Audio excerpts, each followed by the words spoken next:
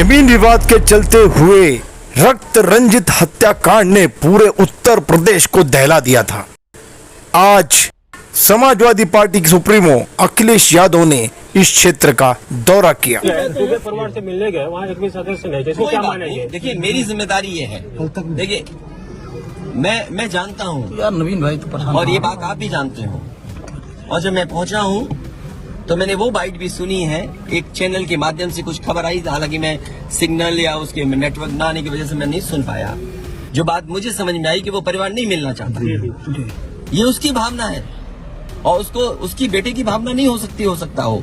कुछ ऐसे नेता हैं जो उसको समझा रहे होंगे कि तुम मत मिलना, तुम उनको नीचा दिखा दो, अपमानित कर दो।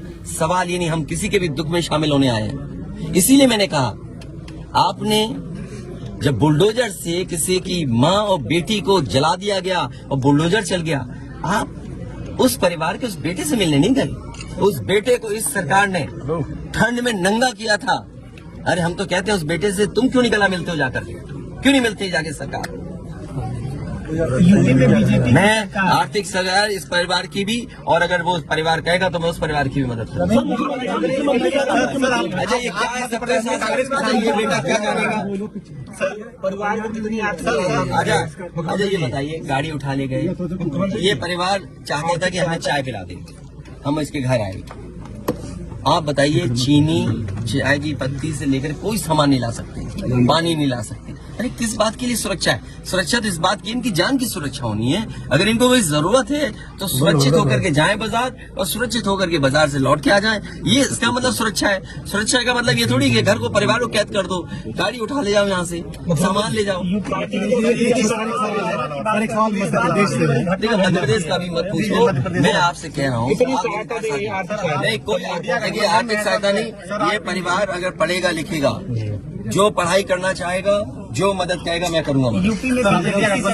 इस परिवार की हम मदद करेंगे और मैं सरकार से कहूंगा कि अगर वो सरकार मदद करती है तो दोनों परिवार की मदद करें। सर, जो इंडिया गठबंधन में मध्य प्रदेश, देखिए, मैं डीएम के स्टेटमेंट को मैं मानता हूं। डीएम ने जो बात कही कि रिटेलिएशन में वो घटना हुई और उस समय किसके मन में, किसके दिमाग में क्या था, किस वजह से अंधकार छा गया और फिर उस घटना की वजह से घटना हुई है। और घटना वो भी गलत है, घटना ये भी गलत है। अगर ये सवाल आप पूछते हैं मासूमों के लिए, मासूमों की कभी जान नहीं जाती। अगर प्रेम यादव की जान न गई होती तो, प्रेम यादव की जान नहीं जाती तो किसी मासूम, किसी की जान नहीं जाती। आखिरकार सरकार क्यों इस बात को छिपाना चाहती है कि प्रेम यादव को बुला करके मारा और किसने मारा, धारदार से कैसे मारा?